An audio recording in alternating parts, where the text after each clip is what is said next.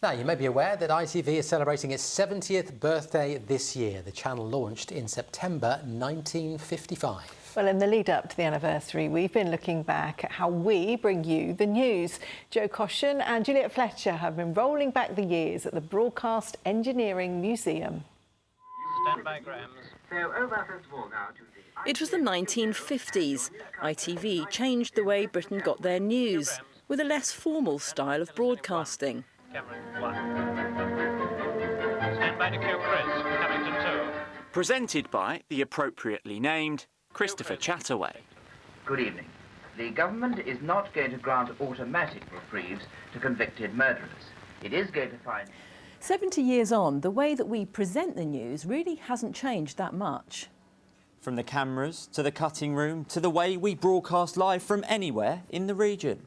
The news gathering process by us as reporters really has evolved.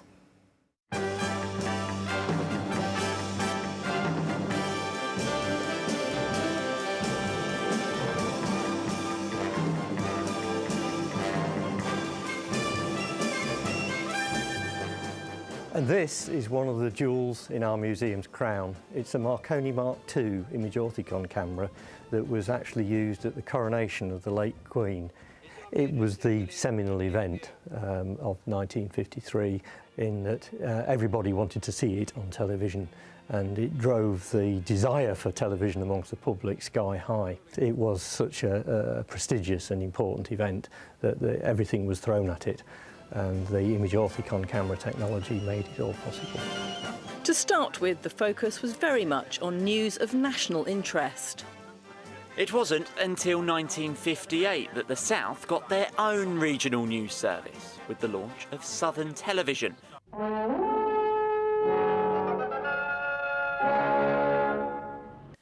Big crews with hefty film reels travelled the region to cover the stories that mattered to local people. You're straining to hear me now. Has it made you deaf, in fact? Well, yes.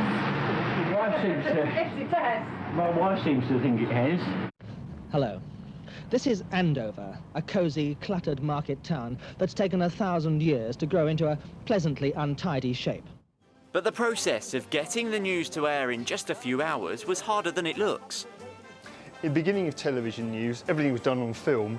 Mick Kelly has worked in television news for almost half a century. So it was quite a slow business. Everything had to go back to the studio, the film had to be processed. You were working on it, literally cut it, and you'd literally splice them together, making the section up bit by bit. Yes, because when I first started in the late 1990s, we were shooting on Betacam tapes like this. So how did the editing work with that? Well, basically, you took the tape from the camera and you put it into the playback machine, and then you were going to assemble all the shots on the record machine. It made things a lot easier, and then the real revolution came when we went digital onto computer. Now we can edit the stories we film even faster, on the move and on a laptop. But with the news being so much more immediate, getting live updates from a scene is part and parcel of news gathering today. And it wasn't until 1968 that Southern actually achieved that, and in colour too, with their new outside broadcast truck. Big Bertha, as she's been nicknamed, is the oldest operational colour OB truck in the world. At the end of the year, a new, custom-built outside broadcast van arrived at Northam. It was used to film sports, arts events, music events, and obviously other historical pieces. One of the first major events it was used for was Prince Charles's investiture in 1969. In the 1960s, helicopters were often used to move footage and crews around quickly, but Southern Television went one step further. It was the only news organisation to have its own outside broadcast boat, kitted out with cameras and all the equipment needed to newsgather out at sea. The Southerner came into its own filming the Pacific Glory disaster, when two tankers collided off the south coast. Southerner was able to get out there and actually I believe, using film at that time, and they sent a helicopter out and lowered a shopping bag down to actually pick up the film canisters and then fly them back to be processed. I was always really impressed with her, and the fact that she'd been fitted with gas turbines rather than the original, petrol engines was quite amazing. So she was a very unique boat. Although news gathering has changed so much over 70 years, one thing hasn't. ITV continues to be at the forefront, bringing you the biggest stories of the day from your region.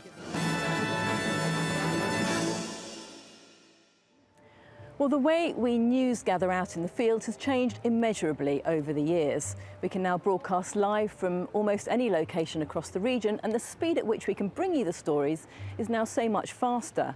Our cameras are smaller and lighter, and very often now we'll film using one of these, a smartphone, because from that we can capture images and record interviews and get them back to base really quickly. And of course, our contributors often send us material that they've captured on their phones and are happy to share footage with us. We don't use boats or helicopters anymore, and that's because we've got drones. Now, often a story is best told with footage captured from above, or sometimes we just want to give our viewers a different perspective on the area here in Henley with the winding river and the surrounding countryside. So the technology really has advanced at a rate of knots, and who knows what is next on the horizon. That was really fascinating. Totally fascinating. Yeah. The sad thing is, I remember most of it. Really? I remember those reels with all the tape on it, and then the BHSs. And I don't remember Big Bertha, but I do remember those massive satellite trucks we used to take out that used to take days to get there. I'm way too young to remember any of those things. Yeah, I bet you do. Yeah. I bet you do. Now, Holly's here.